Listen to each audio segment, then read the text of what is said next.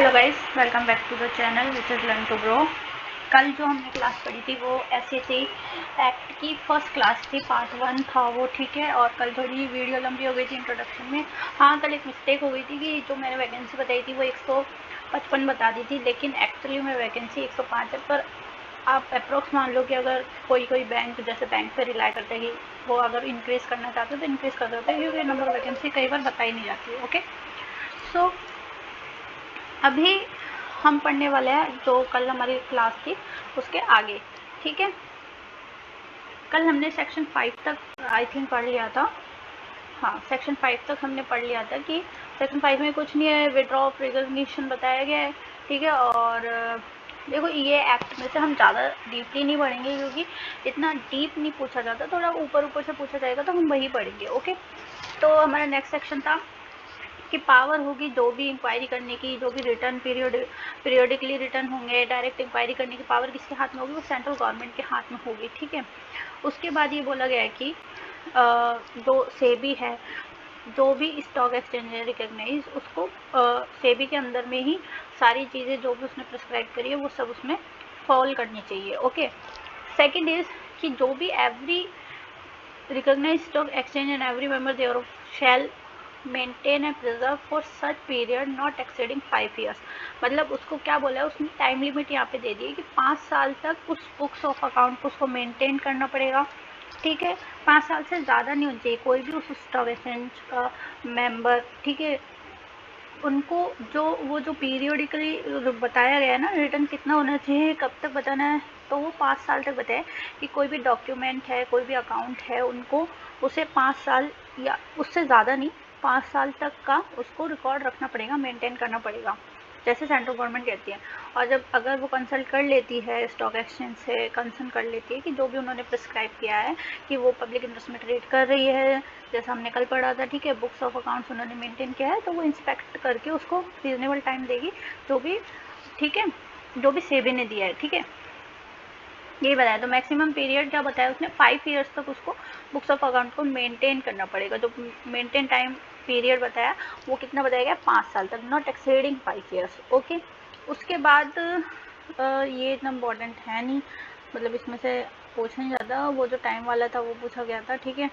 और इसमें पूछे कि अगर कोई इंक्वायरी जैसे करी जाती है, ठीक है, स्टॉक एक्सचेंज में, तो या उसकी किसी मेंबर से स्टॉक एक्सचेंज के, तो उसके पास क्या अंडरटेकन होना चाहिए कि एवरी डायरेक्टर, मैनेजर, सेक्रेटरी और other office such of stack, ठीक है, every member of such stock exchange and if the member of the stock exchange is a firm, अगर वो एक फर्म है, मेंबर नहीं, एक फर्म है, तो उसका हर एक पार्टनर, मैनेजर, सेक्रेटरी और other officer of the firm वो होंगे, और एवरी अदर पर्सन और body of person who has been dealing the course of business, जो भी कोर्स मतलब बिजनेस कर रहा है वो सब पर्सनस को उसमें लिया जाएगा, जो भी ABC में डायरेक्टली इनडायरेक्टली इन्वॉल्व है, अंडरटेकन उनसे लिया जाएगा। Okay, section 7 furnish to central government by annual report आपको सेंट्रल गवर्नमेंट को सबमिट करनी होगी। बस ये हेडिंग याद कर लो कि जो भी स्टॉक एक्सचेंज करेगा वो एनुअल रिपोर्ट किसको देगा, सेंट्रल गवर्नमेंट को देगा।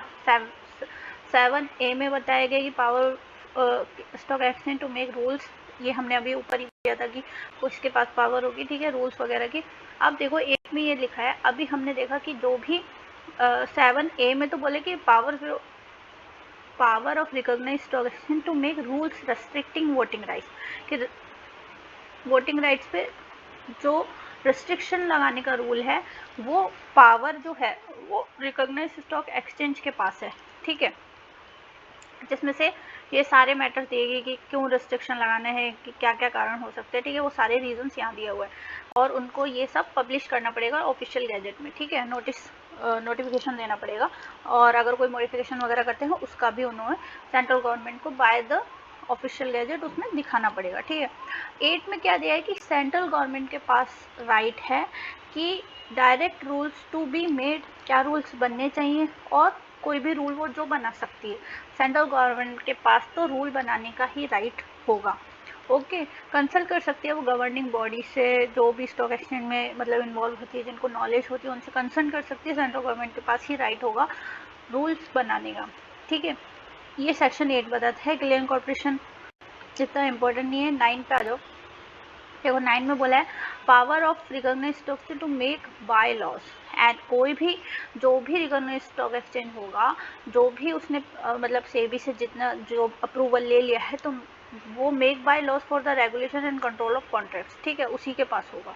And in particular and without produce of the generality of the foregoing power such bylaws में प्रोवाइड फॉर, जो भी वो लॉ प्रोवाइड करेगा वही पावर उसको मेंटेन करनी होगी, माना जाएगा, ठीक है। उसके बाद हम आएंगे सीधे सेक्शन, तो ये बहुत बड़ा है, पढ़ने को तो पढ़ सकते हो पर इतना टाइम वेस्ट करना मत, बहुत सारे लॉ है, ठीक है। 10 में वही है, सेबी के पास अमेंड करने का लॉ में जो भी अमेंडमेंट करना है वो सेबी करेगी। अब गवर्नमेंट के पास क्या पावर दी गई है कि वो सुपरसीड कर सकती है गवर्नमेंट बॉडी को ऑफर रिकॉग्नाइज्ड स्टॉक एक्सचेंज, ठीक है। इसकी सिर्फ हेडिंग पढ़ लेना। और सेकंड है 12 नंबर पे हमारा power to suspend business of recognised stock exchange, वो किसके पास होगी, सेंट्रल गवर्नमेंट के पास होगी। अगर कोई इमरजेंसी वगैरह हो जाती है तो भी उसको सस्पेंड कर सकती है, उस स्टॉक एक्सचेंज के बिजनेस को वो कर सकती है, और उसको ये भी सेंट्रल गवर्नमेंट ये भी ऑफिशियल गैजेट में पब्लिश कर देगी। Okay, power to issue direction, power to issue direction क्या होगा, the security exchange board of India is satisfied that it necessary, तो वो पावर टू इशू डायरेक्शन किसके पास होगी, सेबी के पास होगी, ठीक है। ये वाली चीज़ आपको याद रखनी कि रूल बनाने का पावर किसके पास है, सस्पेंड करने का पावर किसके पास है, वोटिंग राइट्स को रिस्ट्रिक्ट करने का पावर किसके पास है, और उसके बाद लास्ट हमने पढ़ा है पावर ऑफ इशू डायरेक्शन किसके पास है। तो ये आपको मतलब आपको इनमें डिफरेंट देखना पड़ेगा कि कौन कौन से किस किस को पावर दी गई है। तो 12 तक हमने पावर्स की बात करी थी। अब हम पढ़ रहे हैं contracts and options in securities, ठीक है। Contract in notified areas illegal in certain circumstances, क्या बोल रहे हैं, सेंट्रल गवर्नमेंट अगर सेटिस्फाइड हो जाती है कि जो ट्रांजेक्शन किया गया, वॉल्यूम ऑफ द ट्रांजेक्शन का नेचर अगर उसको दिखता है कि स्टेट या स्टेट एरिया में that is necessary so to do it, वो नोटिफिकेशन में निकाल देगी, ऑफिशियल में डिक्लेयर कर देगी that this section apply to such state, कि इस स्टेट में या उस स्टेट के इस एरिया में ये चीज़ लागू होती है। और जो भी कॉन्ट्रैक्ट हो रहा है जैसे उस स्टेट में या उस स्टेट के किसी एरिया में, जैसे मान लो कि जैसे महाराष्ट्र में, महाराष्ट्र का एक एरिया हो गया मुंबई, उसमें वो चीज़ लागू हो रही है तो फिर वो वहाँ मानी जाएगी। ओके, सेकेंड इज ये बोला गया है कि between the members of organisation जो भी होगा वो स्टेट और स्टेट के मेंबर और मेंबर्स उसके स्टॉक एक्सचेंज के देखेंगे, ठीक है। जो भी होगा वो सब नोटिफाई करना पड़ेगा, ठीक है।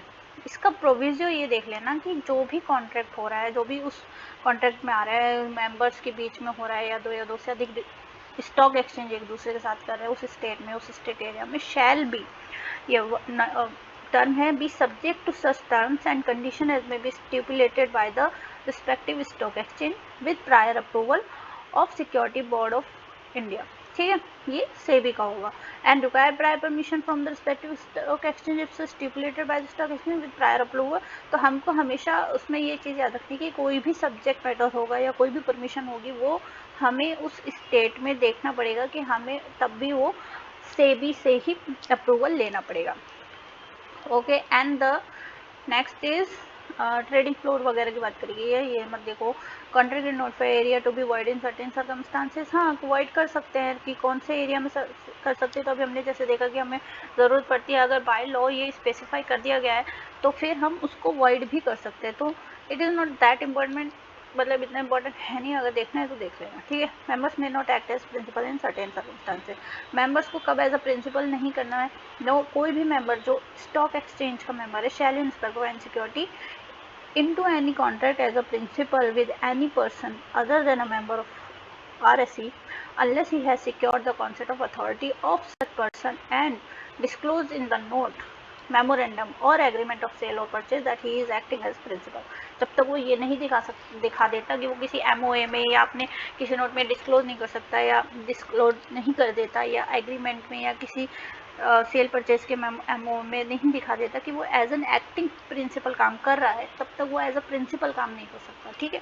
प्रोविजन भी दी गई कि अगर वो सिक्योर्ड कॉन्सेप्ट, अगर ऐसा पर्सन है, अगर उसने राइटिंग में दे देगा ही शैल सिक्योर रिटन कन्फर्मेशन कि मेरे पास है एंड बाय सच पर्सन, तो फिर वो within 3 days from the date of the contract उसको ये बात बतानी होगी, अथॉरिटी के सामने कंसेंट देना होगा कि आई एम द प्रिंसिपल। अगर ऐसा नहीं करता है तो फिर एक्शन लिया जाता है कि आपने ऐसा क्यों किया, ठीक है, ये सब है। तो ये चीज़ें इसमें 15 में हमने पढ़ा कि कोई भी ऐसा मेंबर नहीं कर सकता जब तक वो ये चीज़ें ना दिखा दे।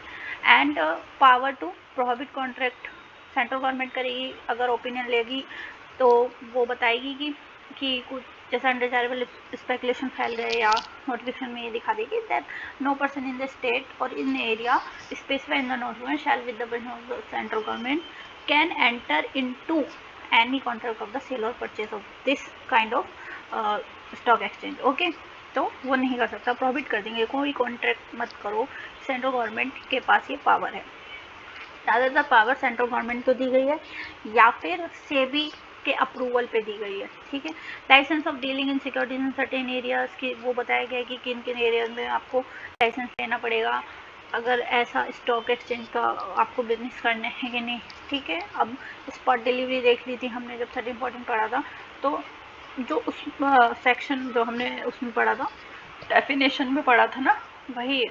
तो ये बोलेगी स्पॉट डिलीवरी इन सेक्शंस पे शैल अप्लाई नहीं होती, शैल नॉट अप्लाई।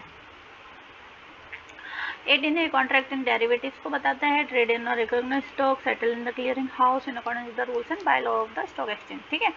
और उसके बाद stock exchange other than recognised stock exchange prohibited, ठीक है, प्रोविजन ये सब बताया गया है। फिर लिस्टिंग ऑफ सिक्योरिटीज बताई गई है, कंडीशन फॉर लिस्टिंग क्या होनी चाहिए, ये 21 में बताया गया है कि सब person can comply with the condition of the listing agreement with that stock exchange, ठीक है। और डी लिस्टिंग बताई गई है, वहाँ लिस्टिंग बताई गई है, यहाँ डी लिस्टिंग बताई गई है कि कैसे डी लिस्टिंग होनी चाहिए। जो भी सेक्शन होता है उसका प्रोविजो एक बार देख लिया करो, कई बार प्रोविजो से डायरेक्ट क्वेश्चन पूछे जाते हैं, ठीक है, तो ये दोनों पढ़ लेना। उसके बाद 22 है, इतना इम्पोर्टेंट है नहीं कि कंपनीज को क्या राइट दिए गए हैं। 22A में सिक्योरिटी अपीलेट ट्रिब्यूनल की बात की गई है कि against refusal of stock exchange to list security of public companies, right to appeal का अधिकार दिया गया है, वो अपीलेट ट्रिब्यूनल में जा सकता है एसएटी में और वहाँ जाके कर सकता है। और प्रोसीजर पावर यहाँ पे दी गई है, जो आप चाहो तो डिटेल में पढ़ लेना, बाकी सेम ही होता है कि कैसे क्या करना होता है, जैसे हम सेबी में पढ़ेंगे वहाँ पे भी यही चीज़ें आएंगी, ठीक है। राइट टू लीगल रिप्रेजेंटेशन की लीगल रिप्रेजेंटेशन करेगा तो अपील करने के बाद आपको एक लीगल रिप्रेजेंटेशन भी देना हो जाता है।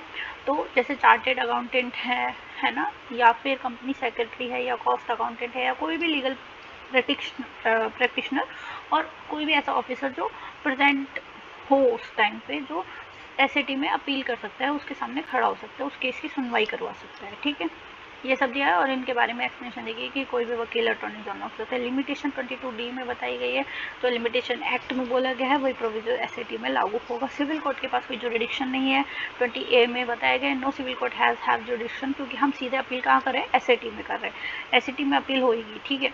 और अगर एसएटी से अपील खारिज हो जाती है तो फिर वो सुप्रीम कोर्ट जा सकता है। कोई भी पार्टी अगर एग्राइव है तो एसएटी से अपील से संतुष्ट नहीं है या उसको ऐसा लग रहा है कि मुझे सही तरीके से न्याय नहीं मिला, तो वो सीधे सुप्रीम कोर्ट जाएगा। कोई और कोर्ट, सिविल कोर्ट के पास जुरिडिक्शन नहीं है। ऐसे कई सारे एक्ट्स में ये लाइनें आएंगी और इसीलिए ईजी बन जाता है।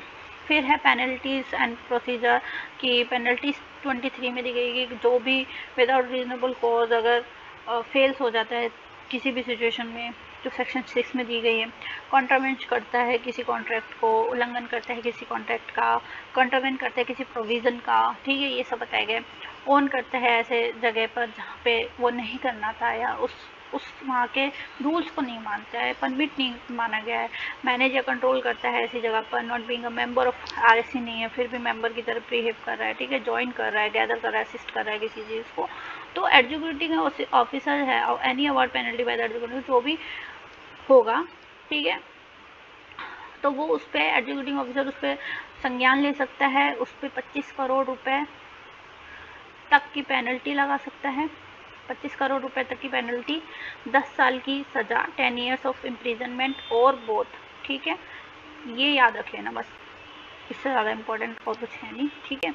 पेनल्टी बता दी एग्जीक्यूटिव ऑफिसर लगाएगा, क्या क्या उसके वो दी गए तो इतना डीप में पूछेगा नहीं, फिर भी वो एक सिनेरियो दे देगा तो उसमें लगा लें कि 25 करोड़ रुपए तक की पेनल्टी लगा सकता है, 2 से ज़्यादा नहीं होगी, और 10 साल की सज़ा और बोथ, ठीक है। पेनल्टी अगर फर्निश इन्फॉर्मेशन कर रहा है, फेल कर रहा है उसमें, तो क्या करेगा, तो उसके पास उसको सज़ा मिलेगी पेनल्टी ऑफ 1 लाख रुपीज़, ठीक है, ईच डे, हर दिन 1 लाख रुपए। अगर वो इसे फेल हो जाता है, मतलब हर दिन वो 1 लाख रुपए नहीं दे पा रहा है, अगर वो कंट्रावेंट कर रहा है या किसी चीज़ में फेलियर हो रहा है, मेंटेन नहीं कर रहा है चीज़ों को, फर्निश नहीं कर रहा है इंफॉर्मेशन को, तो फिर उसके ऊपर 1 करोड़ रुपए का जुर्माना, या तो वो 1 लाख रुपए ईच डे दे, नहीं तो नहीं देता है तो फेल हो जाता है तो 1 करोड़ रुपए तक की पेनल्टी होगी। इन दोनों में देखा जाएगा विच एवर इज लेस, जो भी लेस होगा विच एवर इज लेस वो माना जाएगा। ठीक है, कि पर डे पे 1 लाख रुपीज़ बन रहा है या 1 करोड़ रुपए, तो 1 करोड़ रुपए से अगर पर डे पे 1 लाख रुपीज़ बन रहा है तो वो जो लेस होगा वो अमाउंट लिया जाएगा। अगर मेंटेन बुक्स करने में रिकॉग्नाइज्ड स्टॉक एक्सचेंज के फेल्स हो जाता है तो भी 1 lakh each day 1 crore rupees और विच एवर इज लेस। ठीक है, 23B में पेनल्टी बताई गई कि एग्रीमेंट करता है किसी और उसको नहीं करता है तो भी आपको 1 करोड़ रुपीज़ और 1 लाख रुपए ईच डे।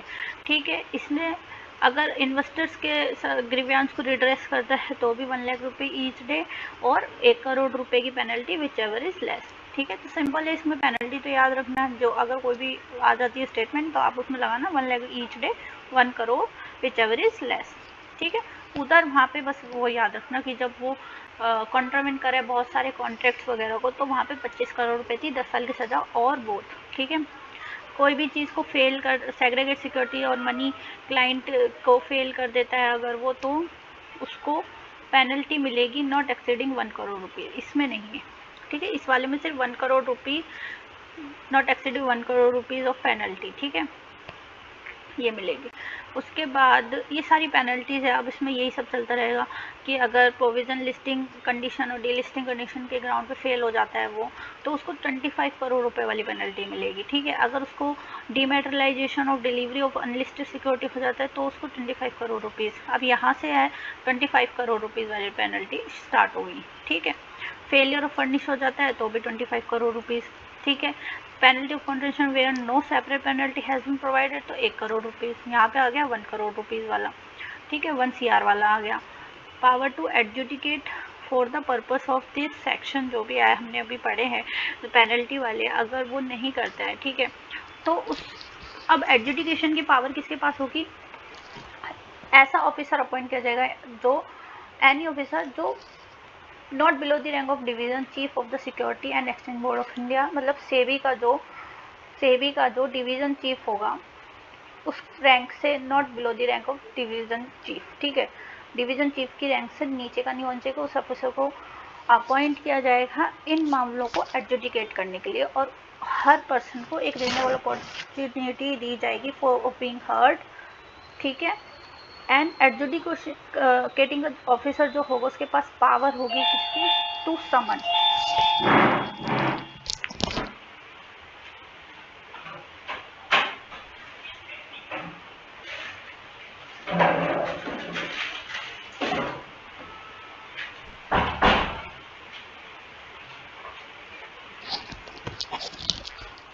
ओके गाइस, तो पावर होगी किसकी, एडजुडिकेटिंग ऑफिसर के पास पावर होगी समन करने की। ठीक है, वो समन कर सकता है, किसी भी एविडेंस को मंगवा सकता है अगर उसको लगता है तो। ठीक है, ये हमने पढ़ा है 2HI में, है ना, 23I में पढ़ा है। अब factors to be taken in account, adjudicating officer के पास कौन से फैक्टर्स चाहिए, तो अनफेयर एडवांटेज, ठीक है, डिसअप्रोपोर्शनेट gain wherever qualify made as a result of the default, amount of loss cost, ठीक है, repetitive nature of the, ये सब है। अब देखो ये वाला जो है, ये है ना, जो इसको देखो कि penalties to consolidate fund of all sums realised by way of penalty, जो भी आ रहा है पैसा पेनल्टीज से वो कहाँ चला जाएगा, कंसोलिडेटेड फंड ऑफ इंडिया में चला जाता है। ये चीज़ याद रखना, पेनल्टी का जो भी पैसा आ रहा है, ठीक है, वो कहाँ क्रेडिट हो जाता है, कंसोलिडेटेड फंड ऑफ इंडिया में चला जाता है, जहाँ से आपने देखा होगा, अगर आपने कॉन्स्टिट्यूशन पढ़ा होगा तो जो भी जज, जो भी सैलरीज वगैरह इनको जाती है वो कंसोलिडेटेड फंड ऑफ इंडिया से जाती है। वो फंड कहाँ से आ रहा है, वो फंड यहीं से आता है, सिर्फ यहाँ से नहीं आता है, ऐसे ऐसे बहुत सारी और भी हैं, वहाँ से कंसोलिडेटेड फंड ऑफ इंडिया में पैसा आता है। ओके, फिर छोटा सा रह था अपील करने के बारे में बताया कि अपीलेट ट्रिब्यूनल में आप अपील कर सकते हैं एग्रीवेट पार्टी, और नहीं तो अगर आप सेटिस्फाई नहीं होते तो आप कहाँ पे जा सकते हो, सुप्रीम कोर्ट में जा सकते हो। ठीक है, अब ये बोल रहे हैं कि उसमें उसने बताया कि आप कितने दिन में अगर सिक्योरिटी अपील में अपील करिए तो 45 days if it serve there was insufficient for not filling in that period. 45 days के अंदर आपको अपील करना होता है। कोई भी अग्राइव पार्टी है जिसको ऐसा लगता है कि मेरे को अपील करनी थी और नहीं कर पा रहा है, तो उसको 45 डेज के अंदर अंदर shall be every appeal shall be filled within a period of 45 days from the date on which a copy of the order or decision is received by the appellant। Appellate को जिस दिन copy मिली है, order मिला है, decision मिला है, उसके 45 days के अंदर अंदर उसको अपील करनी पड़ेगी अपीलेट ट्रिब्यूनल में। सिक्योरिटी अपडेट जो है अपीलेट ट्रिब्यूनल वो एक अपील एंटरटेन करेगी आफ्टर मतलब कर सकती है अगर 45 डेज के बाद भी, अगर उसको ऐसा लगता है कि सफिशिएंट कॉज है उसके पास कि इतना डिले हुआ तो क्यों हुआ, तो भी वो कर सकती है, पर 45 डेज के अंदर अंदर आपको वो करना पड़ता है। ठीक है, और फिर उसके बाद हियरिंग वगैरह चलती है और फिर वो देखते हैं क्या होता है क्या नहीं होता। ठीक है, तो 23L में हमने अपीलेट ऑफ अपील के पीरियड ऑफ वो पढ़ा है कि कितने पीरियड में हमको वो करना होता है। ऑफेंसेस बताए गए हैं कि वहाँ पे हमने पेनल्टी पड़ी थी। अब एग्जीक्यूटिव ऑफिसर बोल रहा है कि अगर कोई कॉन्ट्रावेंट करते हैं, ठीक है, तो अगर ऐसा होता है तो क्या होगा, ऐसे कोई पनिशमेंट नहीं बताएगी, but he shall be punishable implement to for a term which may extend to 10 years और with fine which may extend to 25 crore rupees और विद बोथ। ठीक है, ये सब बताया गया। और इसमें भी यही है कि अगर वो फेल्स हो जाता है पेनल्टी इम्पोज करने से एग्जीक्यूट बाय द, अभी एग्जीक्यूटिंग ऑफिसर की बताइए, अगर वो ऑफेंस कर देता है, अगर वो नहीं करा तो उसको भी वही सज़ा मिल जाएगी, 10 साल की सज़ा, 25 करोड़ रुपीज़ और बहुत। और सेकेंड नंबर पर भी यही बोल रहे कि है ना, अगर वो फेल हो जाता है पेनल्टी इम्पोज करने से, या उस पेनल्टी जो इम्पोज करी गई है by the executing officer fails to comply with any of his direction और ऑर्डर, तो उसको भी सज़ा मिलेगी, 10 साल की सज़ा, है ना, जो हो सकती है 1 month, shall not be less than 1 month, 1 महीने से कम नहीं होगी, बट 10 साल तक बढ़ाई जा सकती है, और 25 करोड़ रुपीज़ या बोथ। ठीक है, कंपोजिशन बताए गए, सीआरपीसी के प्रोविजंस इस पर लागू होंगे, इस एसएटी में पावर ऑफ ग्रांट इम्यूनिटी दी गई है। ठीक है, उसके बाद ऑफेंस बाय द कंपनी बताया गया है कि कंपनीज अगर ऑफेंस करती है shall be liable to proceed against and punish accordingly. Company अगर वहाँ पर्सन कर रहा था, अगर कोई कंपनी अगर करती है तो उसको ये बताना पड़ेगा, और अगर ये कंफर्म हो जाती है कि उसने ऑफेंस किया है तो फिर उसको उस चीज़ की पनिशमेंट मिलती है। ओके, सिंपल सी चीज़ है, ज़्यादा उसमें दिमाग लगाने नहीं है। सर्टेन ऑफेंस तो बोल के कोई भी जो सीआरपीसी में जो भी ऑफेंस बताए गए हैं जो पनिशेबल है under this act is called cognizable offence with in the meaning of the court. ठीक है, सीआरपीसी में बता दिया गया। कॉग्निजेंस ऑफेंस बाय कोर्ट, कोई भी कोर्ट जो है, no court shall take any cognizance any punishable under this act by the law they are under save on a complaint made by the central government or state government, और सेबी ये सब देखेंगी, या फिर गवर्नमेंट स्टॉक एक्सचेंज खुद या उसके members या उस कोई पर्सन देखेगा, कोर्ट नहीं देखेगी। ठीक है, कॉग्निजेंस कोर्ट नहीं लेगी, और कोई भी inferior to that court of session है shall try any offense punishable under this act, no। Okay, फिर ये मिसलिनियस है, इतना इस पर ध्यान देने की जरूरत नहीं है। टाइटल ऑफ डिविडेंड बताया गया है और इतना पूछता है नहीं इनमें से। ठीक है, उसके बाद बस ख़त्म हो गया है, तो ये था लास्ट हमारा, ख़त्म हो चुका है ये एक्ट एसईसी। इसको आप इतना ही पढ़ना, ज़्यादा डीप जाने की जरूरत नहीं है। जो मेन लॉ है अब हम कल से वो शुरू करेंगे, अच्छे बड़े फाइनेंशियल लॉ पढ़ेंगे जो आईबीपीएस में, ठीक है, और एसबीआई में, जो दोनों में काम आने वाले हैं, क्योंकि दोनों का सिलेबस ऑलमोस्ट सेम है, 19-20 का अंतर है, ज़्यादा इसमें इतना स्ट्रेस लेने की ज़रूरत नहीं है, हो जाएगा, अभी टाइम है। ठीक है, और बाकी सब्जेक्ट्स की भी तैयारी करते रहना। बाकी थैंक यू, और चैनल को सब्सक्राइब कर लीजिए, बेल आइकन दबा दीजिए ताकि आपको नोटिफिकेशन मिल जाए। Thank you.